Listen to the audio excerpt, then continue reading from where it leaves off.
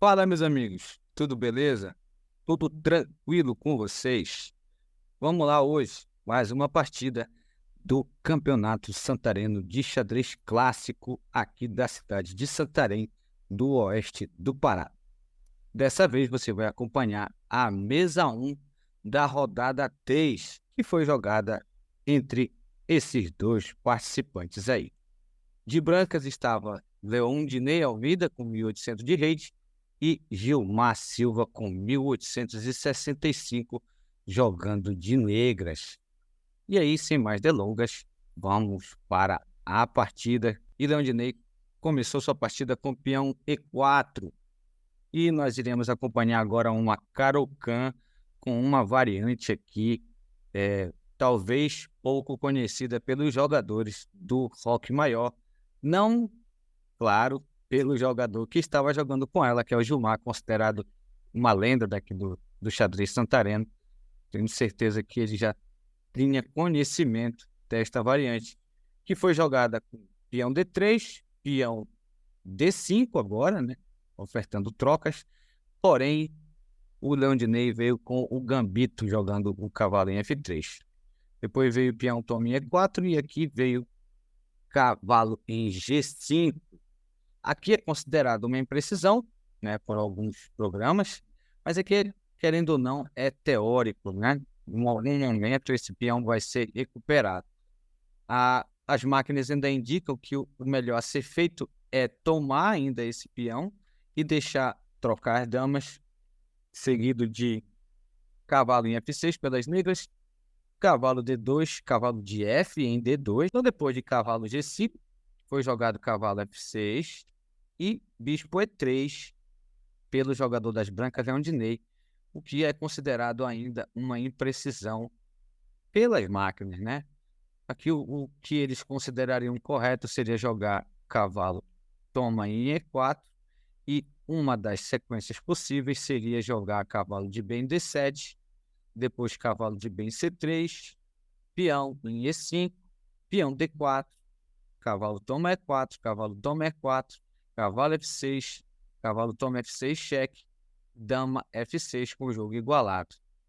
Uma outra possibilidade também, após essa tomada do peão, seria trocar os cavalos e teríamos aquele mesmo final onde as damas estariam trocadas.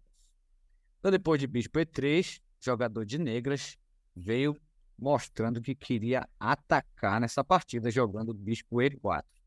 G4, bispo G4. Então veio bispo E2 pelo jogador das brancas. E aqui, por incrível que pareça, lance 5 já temos 3 imprecisões consideradas pelo computador em relação ao jogador de brancas. Jogou o bispo E2 porque, em termos, ele está sim desenvolvendo sua peça, está defendendo sua dama, mas aqui a consideração melhor pelas máquinas seria com dama em D2 e a sequência a seguir poderia ser da seguinte maneira.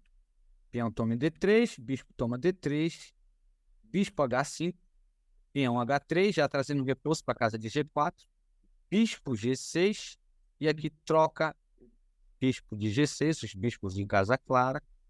Antes de fazer a troca, tem esse lance intermediário, dando cheque ao rei branco, com a troca das damas, dama toma D2, cavalo toma D2 e peão de H toma em H6, seguido de roque maior das brancas, com cavalo de bem D7 das negras, preparando também um possível roque grande para as negras.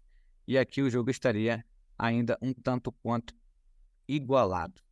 Bom, depois de bispo E2, foi trocado os bispos de casa clara, trocou-se também o peão em D3, brancas retomou com o peão de C, E6, abrindo o caminho para o bispo de casa escura, cavalo C3, desenvolvendo peça, cavalo de bem D7, roque das brancas, cavalo em E5 das negras.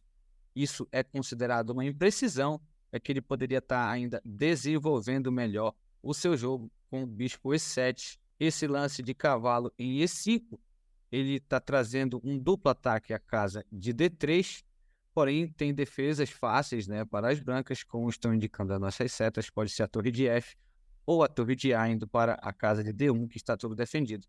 Mas, na realidade, a intenção do jogador de negras era fazer manobra com esse cavalo, que depois de torre de A em D1, ele jogou para G6, o cavalo em G6.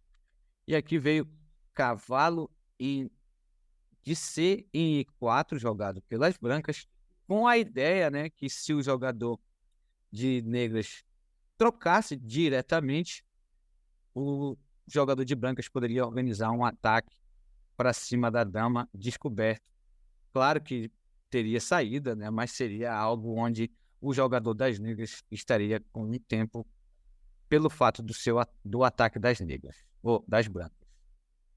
Então, depois de cavalo de C em E4, foi jogado bispo em E7, trocam-se os cavalos, bispo toma em F6, cavalo em E4, reforçando o ataque para cima da casa de F6, roque das negras, rei H1, bispo E7, cavalo em G3 das brancas, dama em C7, jogado pelas negras, peão em A3, pelas brancas, torre de FD8, peão F4, jogado pelas brancas, torre em D5, trazendo proteções a essa fileira, e aí veio peão F5, ofertando trocas, sendo que a casa de F5 está bem defendida, né, pelo cavalo e pela torre.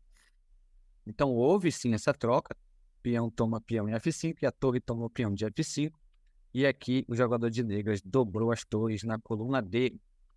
Houve a troca, normal, aqui o jogador de brancas jogou dama F2, trazendo um ataque para cima, trazendo um ataque aqui para cima da casa de A7. Foi jogado A6 na defesa, e aqui foi jogado torre em F1, que é considerado uma imprecisão, porque está deixando aqui o cavalo ficar cravado por algum tempo durante a partida. Poderia ter seguido com cavalo em E4, ao invés de seguir com torre em F1, e aqui poderia seguir com dama E4, dama E5, já querendo aprontar aquilo que as setas estão dizendo. Por exemplo, se o jogador de brancas resolvesse jogar o peão de B4 nessa posição, ele cairia na armadilha facilmente. E aqui, como dissemos, estaria com essa configuração, um bispo branco contra um bispo e um cavalo negro. Então, assim, depois de cavalo E4 e dama E5, teria que jogar o cavalo em C3 para proteger de toda essa armadilha, atacar a torre, e assim o jogo ainda teria muita vantagem para o jogador das negras, tá bom? Então, depois de torre em F1, nessa imprecisão, foi jogado F6, cometendo essa imprecisão para o jogador de negras, porque ele perdeu a oportunidade, né, aqui como a seta indica, de trazer o bispo para a casa de H4 e deixar o peão dele cravado. E ao mesmo o peão não, o cavalo dele cravado. E ao mesmo tempo que ele sai para essa casa de H4, ele já está protegendo com a própria dama a casa de F7, que seria uma ideia de ataque do jogador das brancas. Então, depois de F6, foi jogado peão D4, dama D7 pelas negras, cavalo em E2 pelas brancas, bispo em D6 pelo jogador de negras, cavalo C3 atacando a torre de D5, torre em H5 trazendo um ataque duplo à casa de H2, foi defendido com o peão de G3, e aqui veio dama em G4 complementando esse ataque. E aqui foi jogado dama em F3, trazendo a defesa para essa... não diretamente defesa, porque com a dama em G2 já estava defendido o peão em G3, mas aqui ele tentou ofertar troca das damas, né, nesse momento, e tentar seguir o jogo depois, mas o jogador de negras não quis. Ele jogou dama H3 em seguida. Ao invés de jogar dama F3, o jogador de brancas poderia ter jogado em G1, e aqui seguiria-se com o cavalo E7, torre E1, cavalo D5, né, procurando trocar pelo bispo, e aqui, depois dessa troca no centro, o jogador de negras ainda estaria com uma vantagem no tabuleiro. E depois que ele jogou dama F3, negra jogou dama H3, procurando mate, é o interesse do jogo. Então defendeu-se com dama G2, cometendo aqui mais um lance impreciso.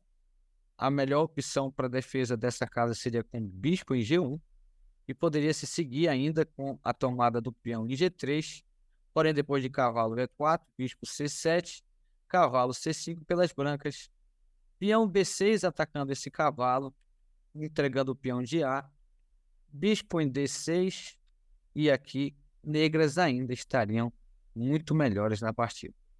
Então aqui depois de dama G2, o que acontece?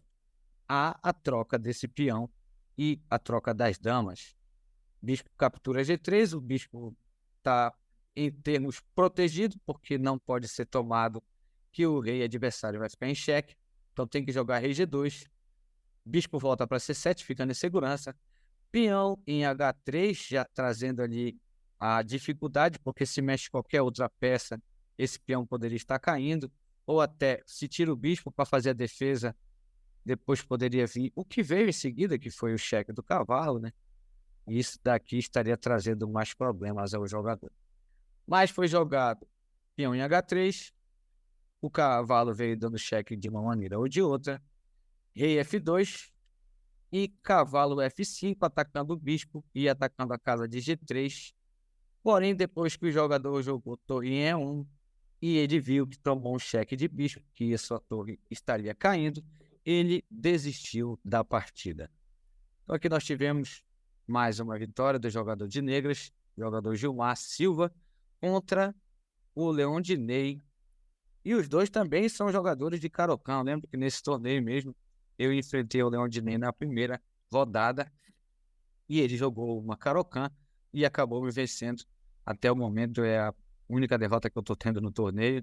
Na próxima rodada, tenho certeza que já terão as pedras do caminho. Então vamos lá. Veja aí comigo agora a precisão dos jogadores. O Leondinei ele teve 8 imprecisões, meus amigos. Nenhum erro grave e nenhum erro, e com 89% de precisão de acerto dos seus lances. O Gilmar teve apenas 2 imprecisões, nenhum erro e nenhuma capivarada. Teve 95% de acerto dos seus lances. E assim, meus queridos amigos, a gente finaliza toda a rodada 3 do Campeonato Santareno, onde dessa vez tivemos 10 jogadores participando, 3 jogadores ficaram de fora, não foram embacerados, e nós tivemos completada a rodada. Em breve você terá a nova rodada com novos vídeos. Então, se você está curtindo, está gostando, deixe seu like. Se ainda não está inscrito no nosso canal, se inscreva. Chame seus amigos para fazer parte do nosso canal, onde você vai ter notícias do xadrez santareno, do xadrez do oeste do Pará e das novidades online sobre os torneios do Clube de Xadrez Virtual. Beleza, meus amigos? Até a próxima. Valeu!